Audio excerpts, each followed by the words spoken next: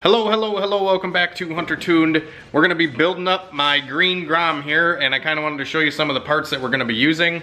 I don't know what I'm all going to film on the build just because, I don't know, I kind of just want to enjoy building it.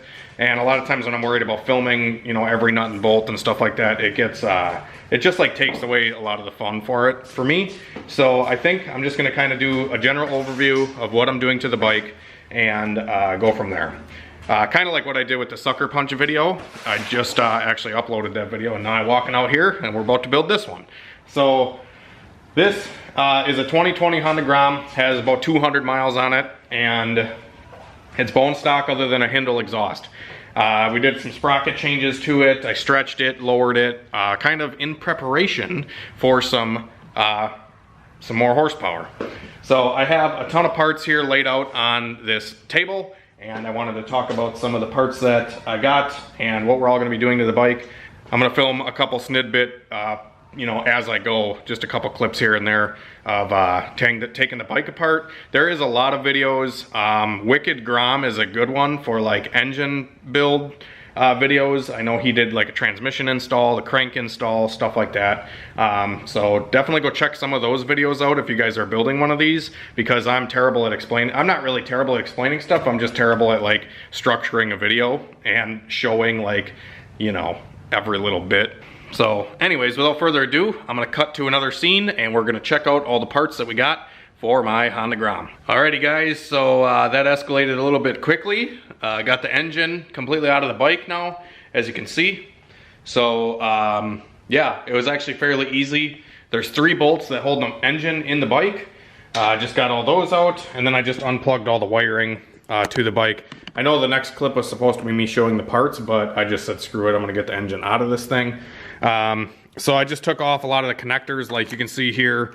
Actually, let's rewind here. We had to pull all the body panels off. There's a couple screws that go here, a couple here, a couple on the bottom here, a couple here, a couple here, a couple back here.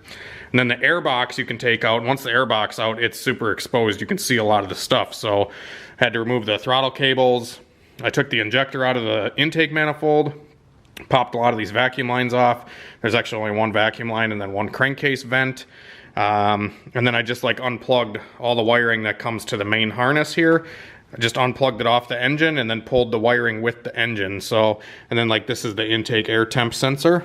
The kickstand sensor is right here. And then the clutch cable I have tied up here somewhere. And then this is the wiring that goes to like your idle air control, the throttle position, and your injector. And that's about it. I had to remove the sprocket to get the chain off. And then, yeah, I unbolted the rear sets here, just kind of slid them up out of the way.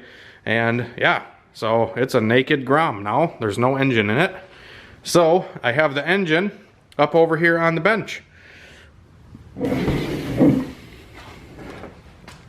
I actually pulled this thing out of there by myself with back pain.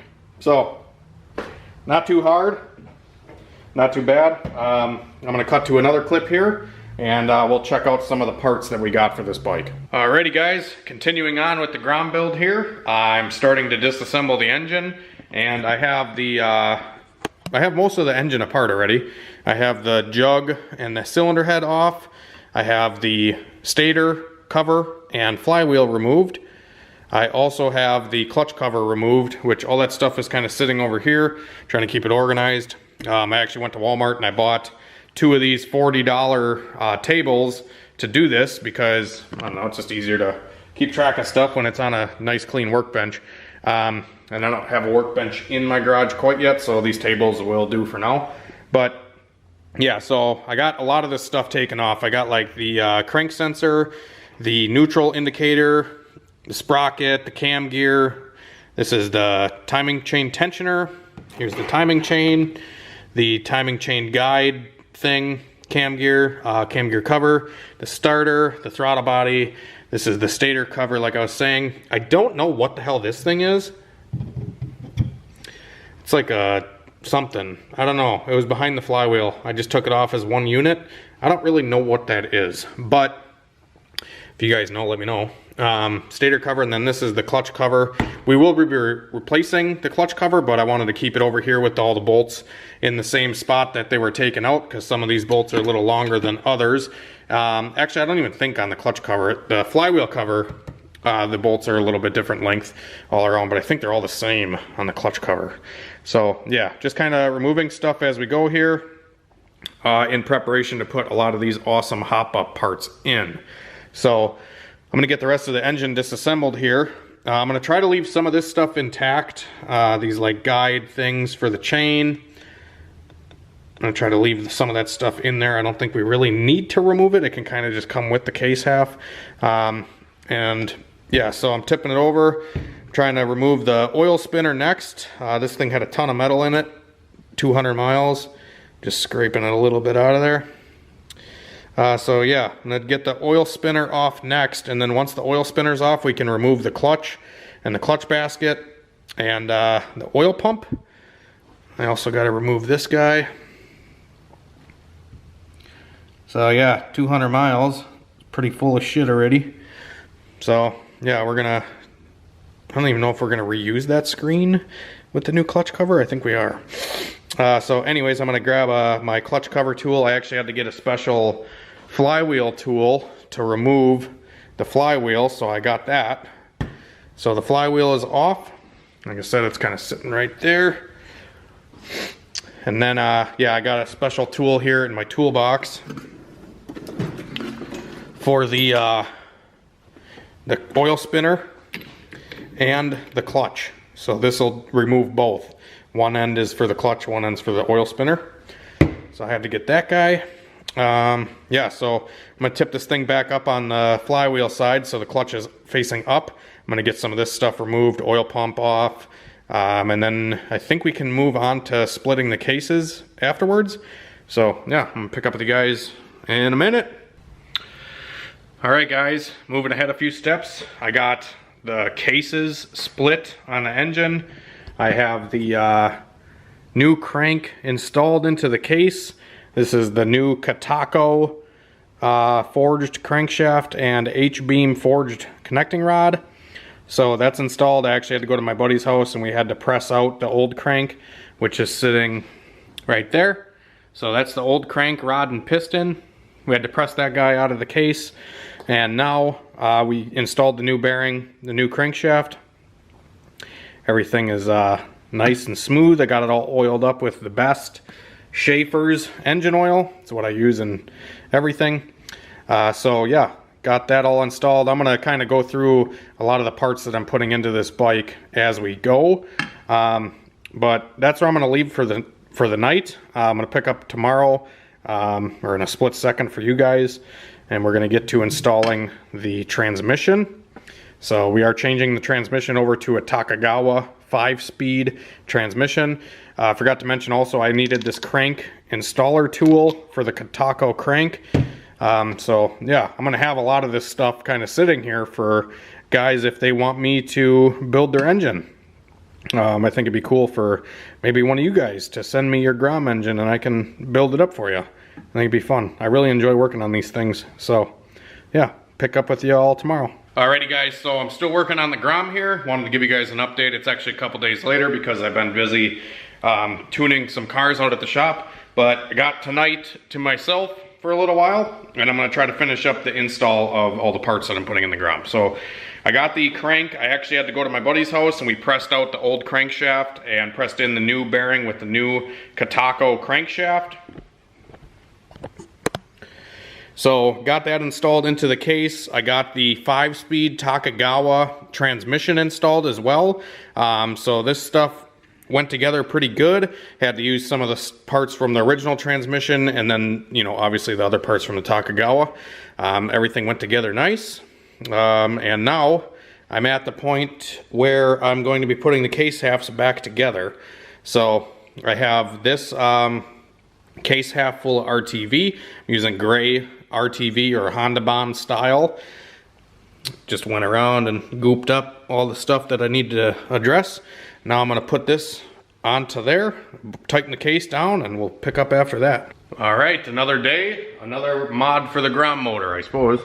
Got the case halves put together. Got the new oil pump installed. This is the Takagawa high flow oil pump.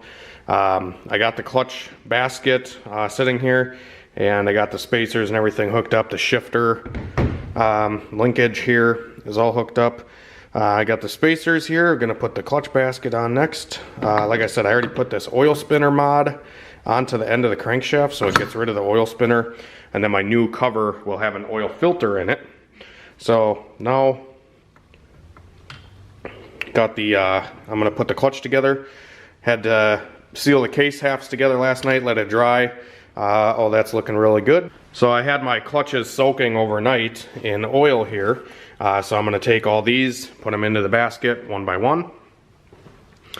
Get this clutch installed, and then I got the Chimera billet 6-bolt clutch plate, and I tapped out all the holes in here.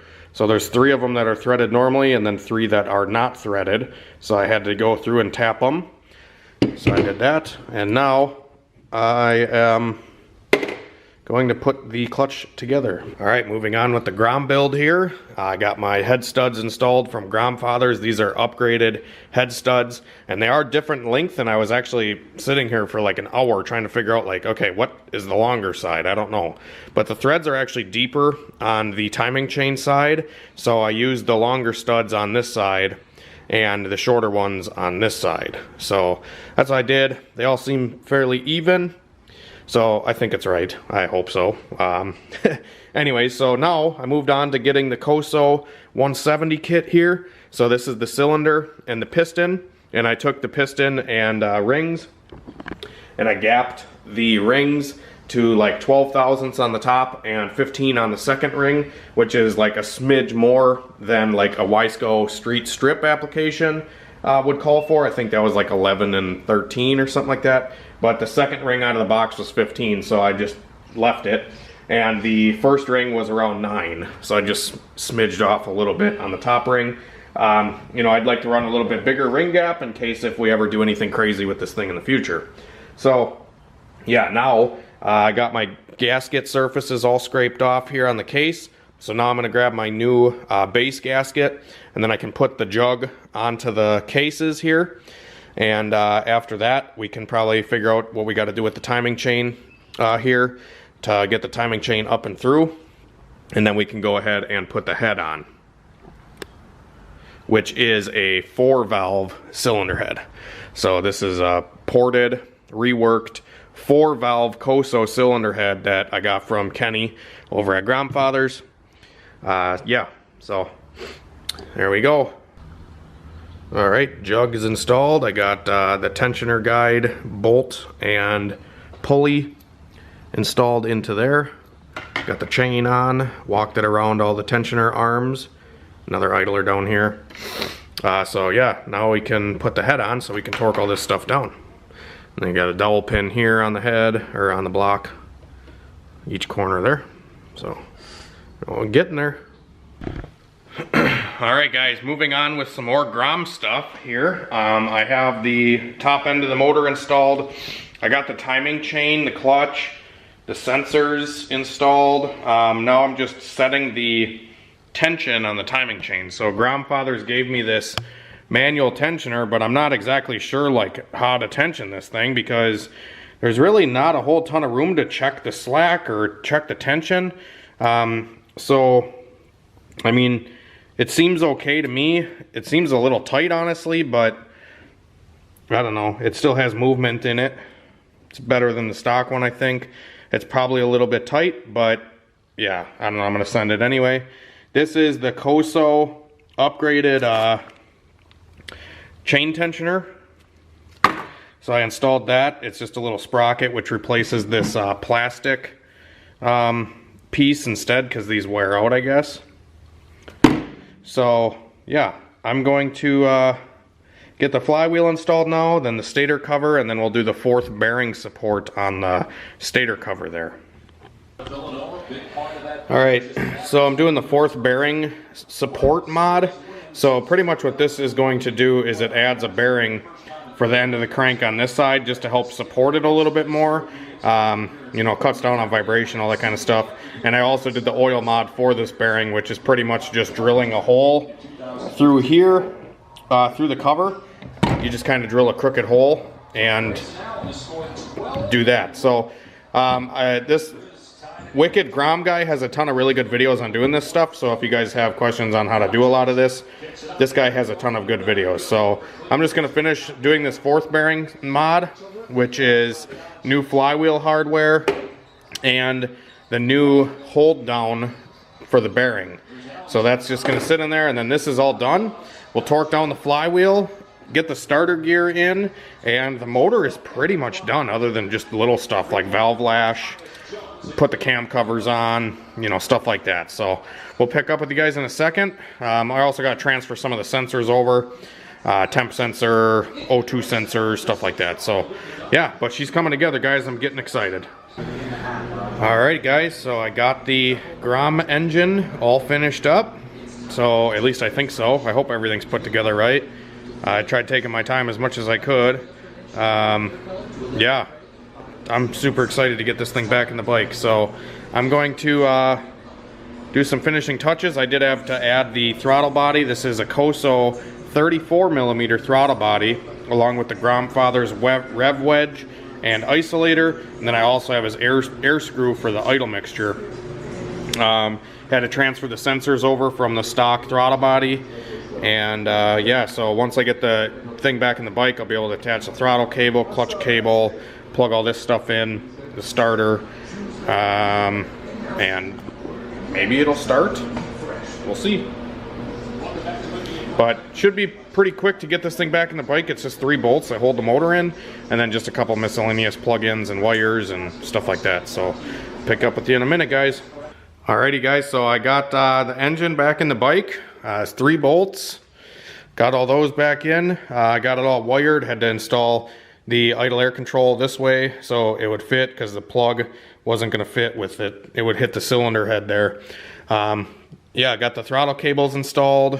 Got my clutch cable installed. I still have to adjust the clutch a little bit because it's not fully disengaging still. Got all my sensors hooked up, stator, speedo, everything like that. And spark plug wire, spark plug is in. I blocked off the oil cooler ports for now, just because I do have an oil cooler, but I'm going to do that later. I want to get some heat cycles on this thing and just get it running, and then we'll do all that stuff later. I did tie up my intake air temp sensor just kind of on the frame here.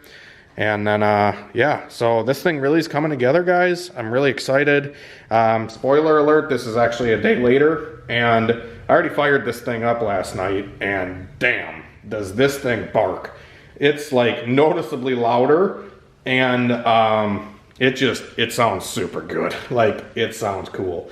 I'm super excited. I had the exhaust on, but it was leaking because I forgot to install the exhaust gasket on the cylinder head up in here. So I just installed that, and I went to my dad's house and I got the O2 bung out of my Hindle exhaust, which is down here. So I had to take this plug out so we can hook up the A-Racer. So that's what I'm going to be doing now. It's funny because I actually have that I have a Keyin 10-hole injector, which is larger than factory, obviously. And I just tried to fire it with the factory computer, and the thing runs great. Like, do I even need to tune it? But yeah, I do. So I put the Keyin injector in. It's still on the stock computer, but we're going to get the exhaust back installed, and then I'm going to hook up the A-Racer, and I will get back to you guys in a minute when we get it fired back up. All right. Got the exhaust installed again with the new exhaust gasket. Now there's no exhaust leaks. I'm going to fire this thing up on the stock ECU and show you guys how it runs. It's funny because when I tried to start the sucker punch kit after I did the sucker punch kit, the thing literally wouldn't even run. So I don't know what is different with this setup, because it's way more radical. Like bigger throttle body, everything. Look at that, fires immediate.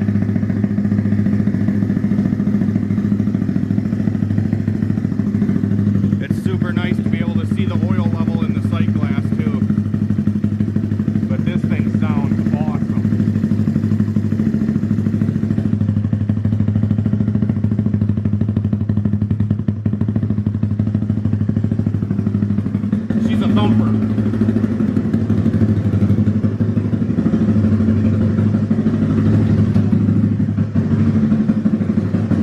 I'm gonna do a heat cycle with it, let it cool all the way back off. Then I'm gonna put the A-Racer in it.